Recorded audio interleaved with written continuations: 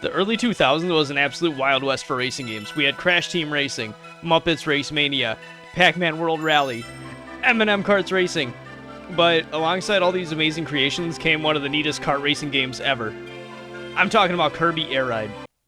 What's that? Every kart racer needs a gas button? Nope, we've only got a brake button. Otherwise, it's full gas at all times. Like having different vehicles? Got you. Wild differently tracks? Yup. 3 different racing modes? Right there. All along with a good heap of content to keep the player entertained.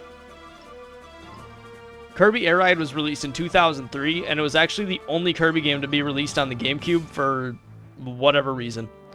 Kirby Air Ride is a non-conventional kart racer in examples such as instead of having a gas button, you only have a brake button. And instead of having randomized power-ups, you can just get whatever power you want from the respective enemy, just like in the mainline Kirby games. Air Ride went through a strange development cycle. It was originally named Kirby Bowl 64, and it featured 2 modes, one where Kirby kind of rolled around and smacked enemies, and another featuring Kirby snowboarding. Kirby Bowl 64, however, was placed on pause in order to focus on finishing 1080 snowboarding, and for Nintendo to reconsider what Kirby Bowl 64 would eventually be. When Air Ride finally released for the GameCube later on, it received a rather mixed response, but overall the game was just fun to play. So let's go over what Kirby Air Ride was all about.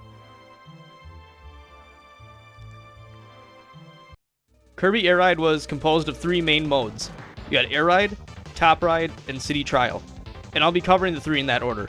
Before I get into the breakdown, I want to mention that the karts in this game are referred to as Air Ride machines. So if I call something a machine in reference to a vehicle, that's what I'm talking about. The main racing mode in this game was called Air Ride. Air Ride was a simple racing mode akin to any other racing game, and you had 2 ways to play it.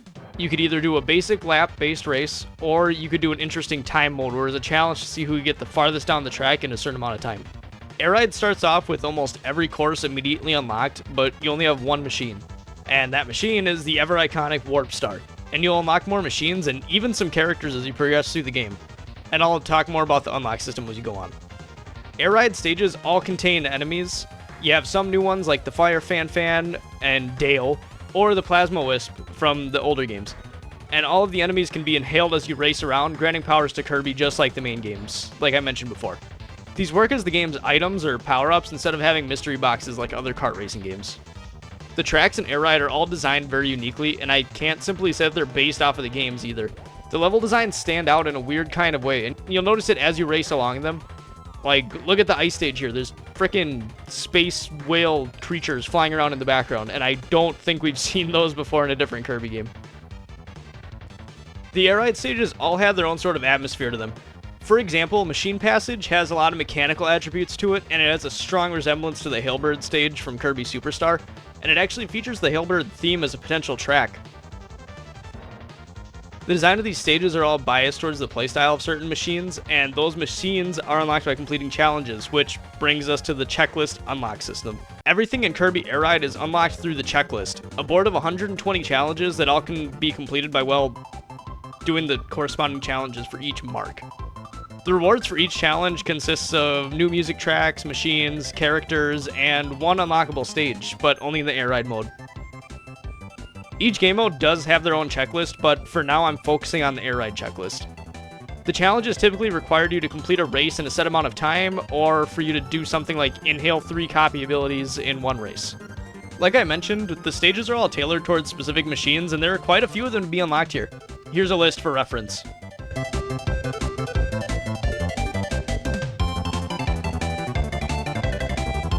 Ooh, that one's my favorite. The machines all function differently. There was your standard Warp Star, which acted as a jack-of-all-trades kind of machine, or you had the Winged Star, which excelled at flying long distances while racing, but it was a little bit slower on the ground. Some of the machines, however, got very obscure, like the Swerve Star here. The Swerve Star controlled by basically not being able to turn unless airborne, or unless you were braking, but it had an overall awesome speed that just made up for the needed stops. And now what you've probably been waiting for, the other characters I mentioned. The unlockable characters are Brown Kirby, White Kirby, and Purple Kirby. Oh, that's right, you can play as King Dedede and Meta Knight too. Both of these characters function with their own separate playstyles. King Dedede played like one of the wheelie machines and had a built-in attack similar to the sword ability Kirby could take on. Something interesting is that DDD also had a built-in feature where he could automatically activate boost pads or floor switches that he rode over, but it made it easier for him to get into the secret areas. Meta Knight was also an interesting case. He was a combination of Kirby's sword and wing copy abilities, but sadly he kinda sucks stat-wise. With average speed and slowing down drastically whenever trying to turn, he just wasn't worth playing. Most likely one of the last things you'll unlock in Air Ride is the final stage called Nebula Belt. The stage is unlocked after completing 100 laps while racing on Air Ride, so it's nothing out of the ordinary to unlock, but it's something you'll just definitely get over time. Nebula Belt is a galaxy-themed stage, and it sadly didn't have a lot going on for it. Nebula Belt contained no enemies and was a rather vague-looking stage aside from, being in space. To make up for the lack of enemies, there were several pads scattered around that give a random power-up when driving over them, and that's all the stage really had to offer, but at least it was neat to look at. On to the next mode. Our second race option was Top Ride. There's not much to be said here, so I'll keep this one shorter. Top Ride was Hale's attempt at making a top-down racing game, and honestly, it turned out fine. There just wasn't a whole lot going on. Top Ride consisted of 4 Kirbys racing 7 laps around a track, and the same rule of taking first wins the whole game. The whole time racing around, there are power-ups and stage hazards as well, and the power-ups had a pretty good variety to them. There was a power-up that allowed Kirby to throw bombs, one that made him huge and let you run over your opponents, and there was some interesting ones like a smoke screen that would confuse people behind you, and there was even one that would just black out the entire screen. Top Ride only had 2 options for machines. You had the Free Star and the Steer Star. They basically existed to cover 2 different control options, rather than just having actual control options.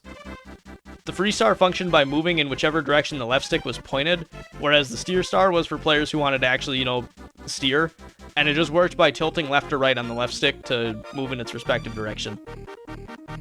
The last thing I wanted to point out about Top Ride is that while it's the smallest mode in the game, it still has some unique charm to it. The stages are all uniquely designed. For example, check out the sand stage here. For such a contained space, there's so much going on, and it's really entertaining to check everything out.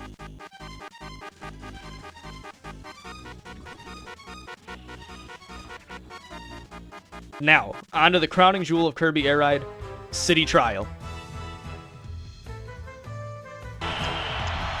City Trial was a unique mode that hadn't really been done by any other kart racer before. City Trial involved 4 players riding around a large map, featuring a centralized city and some other small areas like a forest, underground tunnels, a palace, and a freaking volcano with giant magma dragons. While riding around the map, the players had to collect power-ups that boosted stats based off of whatever respective power-up you grabbed. If you grab wings, you get a flight boost. Grab the offense power-up, you get more attack power. It was simple as that. City Trial also had crates scattered around the area that could be broken for these power-ups, as well as parts for the 2 special machines available in City Trial. The legendary machines are special vehicles that could only be obtained once you collected all 3 parts of the respective machine you were trying to build. First up, we have the Hydra. It was a powerful machine that resembled a rhino beetle of sorts. The Hydra was capable of one of the highest top speeds in all of Kirby Air Ride, and could be achieved by charging up to 100% and then letting go of the brake button, and it would just take off like a freaking drag car. And after you take off, you just travel at breakneck speeds, destroying everything in your path. The other legendary machine available was the more recognizable of the 2, the Dragoon. The Dragoon was also ridiculously fast, but instead of being focused on pure speed and power, the Dragoon was more focused towards flying and staying in the air as long as possible. For those who don't know, the Dragoon also appears in Smash Bros. Starting in Brawl, and it pretty much functioned the same way. You had to collect all 3 parts, and once you had it, you were able to just take out an opponent instantly. As the game of City Trial goes on, you'll encounter random events as well. These can range from something like Tack appearing and dropping power-ups when you hit him, or something crazy like Dynabird from Kirby Superstar showing up as a boss. Once the timer runs out in City Trial, the 4 players' stats are all totaled up and displayed with whatever machine they were riding by the end of the game. Shortly after, a random arena mode is chosen, and the modes all focused around one of the core stats, namely being speed, flight, or damage. For example, the flight challenge here simply involves the 4 players launching off of a ramp and competing to see who can fly the farthest, while the drag race challenge is simply a straight race to the finish.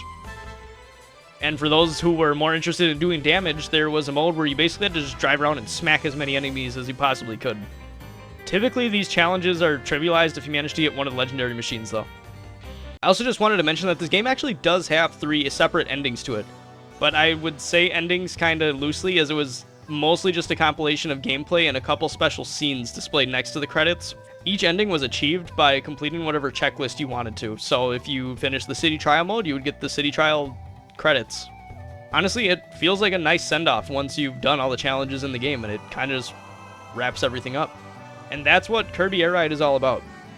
After all these years, when I finally came back to playing this game, I felt like I was being welcomed back home after being away for a while, and it was a nice, warm feeling. The game doesn't necessarily hold up to the test of time, and it definitely feels like a weird game handling-wise, but that doesn't deter me from still coming back and wanting to play more. Kirby Air Ride was a one-of-a-kind game that we probably won't see again, but hey, we can hope, right? Thank you all so much for watching this video, and I hope you all have a great rest of your day.